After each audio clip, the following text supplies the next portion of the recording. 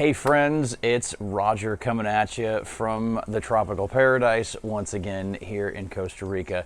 This is going up on Tuesday, March 8th, and today we're going to talk about what's honestly possible for you and how you can determine that, figure that out, and really make it a reality based upon really just what stories are you telling yourself. Stick around, it's going to be a good session, impactful. We'll spend a few minutes together. Let's go. So I wanted to share this with you. I had a tremendous coaching session with a client just a few days ago. It was last week, Friday, that really kind of put a lot of stuff into perspective for me, and I hope it will for you as well. I was talking with one of my clients down in Texas who is a really successful insurance agent and just an absolutely wonderful person.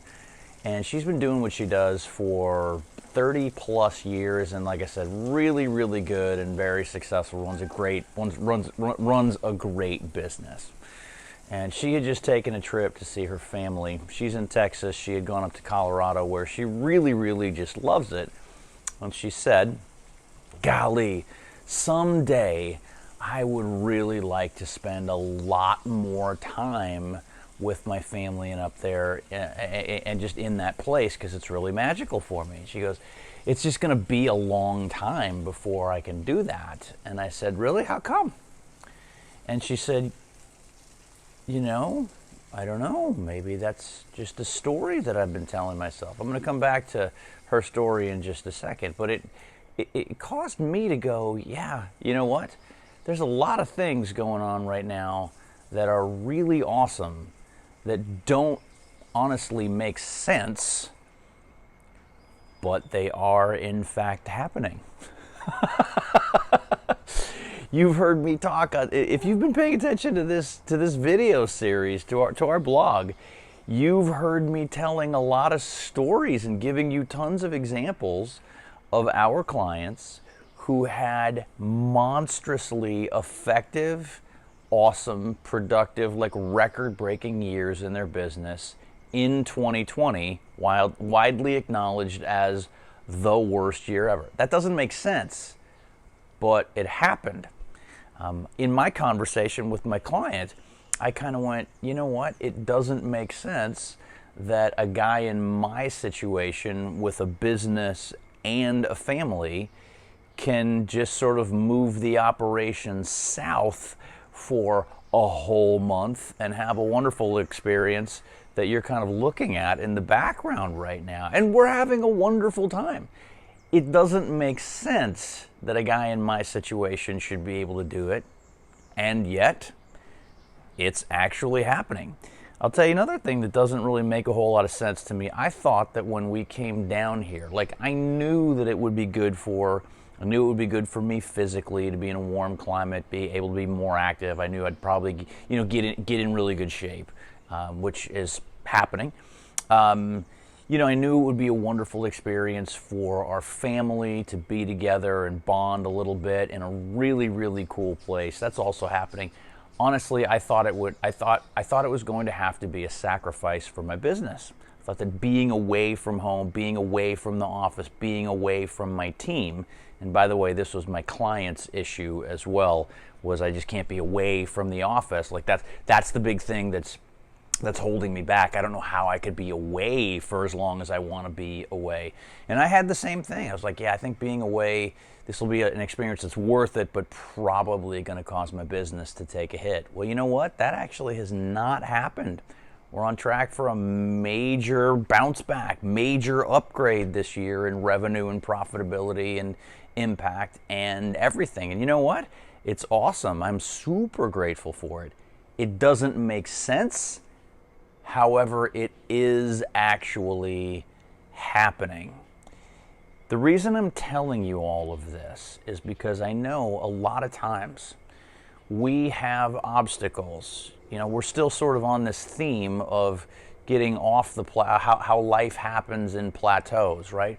We sit on the plateau for a while, feel a little stagnant, we quantum leap forward. We sit on the plateau, we quantum leap forward. A lot of the stuff that I feel like that I'm finding keeps us stuck in place. A lot of the obstacles that we face when you get right down to it, they're legitimately not much more than just a story that we've made up in our head. This reminds me of something. I've shared this in a lot of places. It's the story of one of my clients, John Reitz, banker in Milwaukee. I've told his story a bunch of times. It was the first time that anybody ever said this. I think it's just a story that I made up in my head. This is a little micro example, but I think it's appropriate here. We were having this conversation. He's in the mortgage, in the lending business. Super competitive. He's really good at it. He works for a great organization, neat little community bank in Wisconsin, and he was feeling overwhelmed because he was just answering the phone all day long. His phone was ringing off the hook, and he had this practice in his business of, I've got to answer the phone on the first ring every time. And I said, you know what, I want you to give up that habit. I want you to test this out. I want you to give up that habit for a little while and only check voice. Like, I want you to not answer the phone at all. I want you to work on what you're supposed to be working on, what you've decided you're supposed to be working on, and literally don't answer the phone when it rings. Only check your voicemails like a couple times a day and then call people back so you can insert some intentionality. And he freaked out. He said, I can't do that. He goes, our business is so competitive that if I don't answer the phone on the first ring, their business is going to go someplace else. I'm going to lose the business. It's going to be terrible for my bank. It's going to be terrible for my income. Like, it's going to ruin me. You can't make me do this. And I said, listen, just try it for a couple days or a week, and then let's talk about it in our coaching. And it was very interesting because this was a very strongly held belief that he held. If I don't answer the phone on the first ring, it's going to ruin my professional life. That was the thought that he had. That was the belief that he held, and he'd actually built a really good business with this principle. And I'm telling him to give it up for a little while. And the next week it was amazing. He goes, Roger, that whole thing, my whole thing about I gotta answer the phone on the first ring every single time. He goes, over the course of the last week, I learned it's just a story. That's just a story that I made up in my head. It's not necessary. In fact, I had a way better week, much better interactions with my clients. It doesn't make sense that for me not answering the phone on the first ring every single time and running myself ragged to do it. It doesn't make sense that giving that up would elevate my business, but it's awesome, and it happened. And I'm realizing that I was being enslaved by a story that I had in my head and nothing more. Thanks for helping me change my story. I want you to consider the things that you find are holding you back, that are causing you to be stuck, or that you think, man, that can't be. If you've got anything in your life, if you're sitting here going, right, like, I can't, in this current environment, I can't grow my business or hit my financial goals without absolutely just killing myself right now. Or if you have anything like that where you're going, that's impossible, I can't do that, that can't be for me, I would just encourage you to ask yourself the question, hey, wait a minute, is that maybe just a story that I'm making up in my head? And then I'll give you a follow-up question, and then we'll wrap this up so that you can get on with your day and start doing this. The conversation I was telling you about that I had last Friday with the client, it was fascinating because I pulled something on her that a coach of mine used to pull on me all the time. I said to her, hey, so let's talk about this. Let's say that you want to have a thriving business, Miss Coaching Client, Miss Insurance Agent. You want to have a thriving business and spend twice as much time with your family and at your beautiful place up in Colorado. What would that look like, and how could you pull that off? And she said, I don't know. My mind's just a blank right now. I don't know.